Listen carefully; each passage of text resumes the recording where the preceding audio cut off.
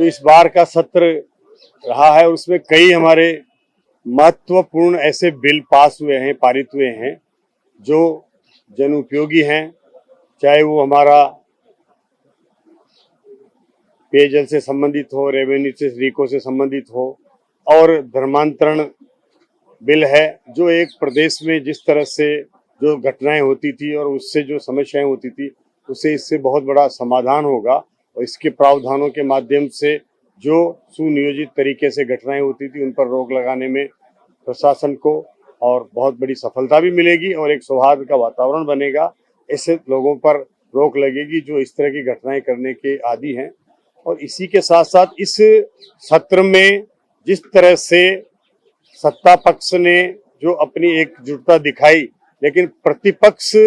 हमेशा बजाय सत्र चलाने के सत्र में व्यवधान डालने का जो काम करता रहा, निश्चित रूप से वो राजस्थान की पूरी 8 करोड़ जनता ये देख रही है कि किस तरह से जिन्होंने विश्वास के साथ उनको चुन करके अपनी समस्याएं यहाँ पर उठाने के लिए भेजा था, वो सदन में आकर के और तरह तरह के वेश धारण करके और एक किस तरह की नौटंकी यहाँ सदन में कर रहे हैं, ये जनता ने देखा है। कई महत्वपूर्ण मुद्दे ऐसे थे प्रतिपक्ष के पास में, चाहे वो अतिवृष्टि को लेकर के उनको जो जनहानियां हुई है, प्रदेश में जिस तरह का नुकसान हुआ है उसको उठाने का उनके पास मुद्दे थे, लेकिन वो उन्होंने नहीं उठाए। फिर भी हमारे मुख्यमंत्री जी ने सत्र के बीच में ही, चाहे वो हमारे प्रभारी मंत्री रहे हो, चाहे प्रभारी सचिव रहे हो, चाहे विधायक रहे हो, 3 दिन की जब बीच में छुट्टियां रही तो उस समय सबको निर्देश दिए कि अपने अपने क्षेत्र में जाकर के और जो आकलन हुआ है वहां जाए, क्षेत्र में जाए, जनता से जुड़ी हुई समस्याओं का आकलन करके आए। और सब लोग गए, अपने अपने जिलों में गए, प्रभार क्षेत्र में गए, अधिकारी भी गए और उसकी समीक्षा हुई। और उसके बाद मुख्यमंत्री जी ने कहा कि इस बार जो वर्षा का जो काल रहा है और अत्यधिक वर्षा प्रदेश में हुई है उसका हम आकलन कर रहे हैं और अगली बार इस वर्षा से नुकसान नहीं हो, ऐसे कई हमें वाटर बॉडीज को चिन्हित करना चाहिए, वहां पर उसका समाधान करना चाहिए और उसका समाधान के लिए हमें प्रस्ताव प्रेषित करते हुए स्वीकार करने के लिए प्रयास करना चाहिए। इस तरह के सारे मुद्दे इस बार सदन में रहे और जिस तरह से सत्ता पक्ष ने मजबूती के साथ अपनी बात रखी, लेकिन केवल प्रतिपक्ष हंसी मजाक और इस सदन को व्यवधान डालने में ही उन्होंने अपने इस सदन के महत्वपूर्ण समय को गंवाया। निश्चित रूप से ये हम सदन में आते हैं तो अपनी बातों को, जनता की समस्याओं को उठा करके और उनका समाधान करने के लिए आते हैं। उसके माध्यम से, सदन के माध्यम से प्रतिपक्ष भी कई ऐसे मुद्दे उठा सकता है जो सरकार के लिए वो उसकी समाधान करने के लिए वो कारगर हो सकते हैं, लेकिन उसका फायदा प्रतिपक्ष ने नहीं उठाया। और आज जिस तरह से इस सदन के समापन के बाद भी लगातार इन्होंने वॉकआउट किया, सदन में रहे नहीं और वहां से भाग गए, तो निश्चित रूप से ये सब हमारी जनता देख रही है। उसको किस रूप में देखा जाए? क्या इंडस्ट्री के लिए सकारात्मक देखा जाए या किसानों के लिए चिंता का विषय देखा जाए कि उनकी जमीन आवाज हो जाएगी या उद्योग बढ़ेंगे, क्या होगा? देखिए, जिस तरह से हमारे यहाँ पे उद्योग का एक वातावरण बना है और 35 लाख करोड़ के MOU हुए हैं, हमें आवश्यक है कि उन उद्योगों के लिए जो भी आवश्यक हो वो हमें, चाहे वो सरकारी जमीन हो, चाहे वो अधिग्रहण करके और उन्हें उपलब्ध कराना एक हमारा उनसे जो वादा भी था। लेकिन किसानों के हित में किसी तरह की हम कमी नहीं आने देंगे। किसान को उचित मुआवजा मिले, उचित तरह से उसकी जमीन का मुआवजा मिले, इसके लिए हमेशा हमारी सरकार ने प्रयास किया है। और ये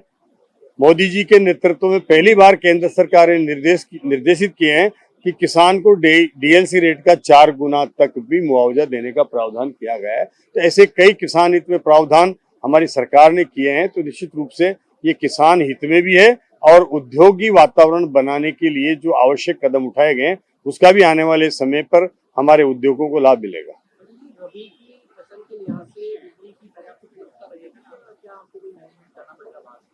देखिए, हमारे पास रबी के हिसाब से हमारे जो उत्पादन के संयंत्र हैं उनका हमने इस बरसात के समय जब हमारी मांग कम थी तब उनका रखरखाव किया है, हमने मेंटेनेंस किया है और उनको सिट डाउन दे करके और पूरी तरह से उनकी रखरखाव और मैनेजमेंट को सही किया है। और आने वाले समय के लिए भविष्य की आवश्यकताओं को देखते हुए हमने हमारी क्षमताओं को भी बढ़ाया है और लगभग इस 1.5 साल के 2.5 साल के कार्यकाल में ही हमने लगभग 4,500 मेगावाट से ज्यादा की क्षमता को विकसित किया है और उसके लिए हम लगातार प्रयासरत हैं और 22 जिलों में किसानों को हम दिन में बिजली देने में इस 1.5 साल के अंदर सक्षम हो पाए हैं। उसका कारण है कि हमने बड़ी संख्या में सोलर के जो प्रोजेक्ट थे उनको जमीन पर उतारा है। अब आने वाले समय की हमारी जो किसान के लिए रबी की सीजन की मांग है उसके लिए हमने पीपीए कर रहे हैं, हम तैयार पावर परचेजिंग करके और उनका आकलन भी कर रहे हैं। उसके अनुसार हम निश्चित रूप से किसान को किसी भी तरह की कोई भी कमी, पिछले सीजन में भी आप सबने देखा है कि किसी तरह का किसानों का कोई भी एक भी जगह से कोई आंदोलन नहीं हुआ, किसानों को कोई समस्या नहीं आई, हमने पूरी बिजली दी। उसी तरह से गर्मी में पूरी बिजली हमने दी। इस बार के रबी के सीजन में किसानों को पूरी बिजली देंगे, किसी तरह की कोई समस्या नहीं आएगी। देखिए, जो एग्रीकल्चर कनेक्शन जहां पर पिछली सरकार ने जो आनन फानन में बिना किसी अपने क्षमताओं का आंकलन करे वो निकाले हैं, उनमें वहां पर जो हमारा पश्चिमी राजस्थान सीमावर्ती क्षेत्र है और वहां पर कभी कहीं जीआईबी की प्रॉब्लम है और वहां पर हमें प्रसारण की लाइनें खींचने की जो रोक है सुप्रीम कोर्ट की, उसकी वजह से वहां देरी हो रही है और उसका कारण मैंने निर्देश दिए हैं। मुख्यमंत्री जी ने भी कहा है कि हम आने वाले समय में अपने उन जीएसएसओ पर हमारे सोलर लगाने जा रहे हैं, जहां सोलर के माध्यम से वहीं हम बिजली उत्पादन करेंगे और वहीं पर दिन में किसानों को देंगे और वहां पर अतिरिक्त बिजली हमारे पास सोलर लग गए हैं, वहां पर हम प्राथमिकता से ऐसे जीएसएस जहां पर हमारे पास पर्याप्त मात्रा में सोलर की बिजली अतिरिक्त उपलब्ध है, वहां किसानों को हम उन जीएसएस के लंबित किसानों के डिमांड नोटिस निकाल करके और वहां पर हम तत्काल कनेक्शन भी देंगे।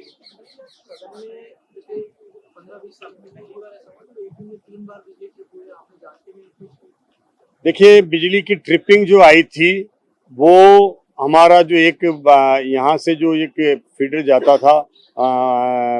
जो 132 से एसएमएस से, वो दोनों एक ही ट्रांसफार्मर था, वहां से 2 फीडर निकल रहे थे। तो जो दूसरा फीडर निकल रहा था उस पर कुछ व्यवधान आने की वजह से जब वहां फ्लक्चुएशन आया, वो फ्लक्चुएशन का इम्पैक्ट हमारे इस फीडर पे भी आया, जिससे हमारे विधानसभा की बिजली जुड़ी हुई है और वो कोई मुश्किल से एक सेकेंडों के लिए था। जैसे ही वो फ्लक्चुएशन फिर ठीक हुआ, वापस बिजली आ गई, तो वो मैंने दिखवाया है, उसकी जांच करने के निर्देश दिए हैं। किसी तरह का फ्लक्चुएशन इस हमारे सत्र के समय के अतिरिक्त भी इस विधानसभा क्षेत्र में ना आए, इसके लिए हमने अधिकारियों को कहा है कि ये क्यों आया है, उसकी जांच के लिए भी हमने कहा है। और वो एक थोड़ा समय के लिए था, जिसकी केवल एक इम्पैक्ट आया था कि वो जैसे ही वो ड्रिप हुआ वो इम्पैक्ट यहाँ भी आया और तुरंत सेकंड में चालू हो गया।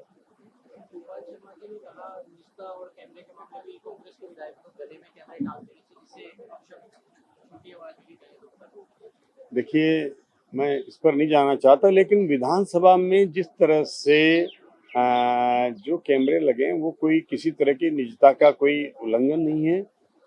विधानसभा का हमारा जो क्षेत्र है पूरा, वो एक सबकी कैमरे की नज़र में रहता है हमेशा, और ये आज की नहीं है। अब वहाँ पर कई जगह पे कोई अधिकारी बैठे हुए हैं, एक अधिकारी दीर्घा है, कभी कोई ऐसे जहाँ पर कैमरे की पहुँच नहीं है वहाँ पर भी पहुँच हो, इसलिए उनकी संख्या बढ़ाई गई है। इससे विपक्ष को किसी भी तरह की कोई विचलित होने की आवश्यकता नहीं है, क्योंकि केवल विपक्ष की सदस्यों की तरफ नहीं बढ़ाया है, जहाँ सत्ता पक्ष के सदस्य बैठ रहे हैं वहां भी बढ़ाया है, और जहां पर अधिकारी बैठ रहे हैं, दर्शक दीर्घा में बैठते हैं वहां भी बढ़ाया है, और दर्शक दीर्घा में भी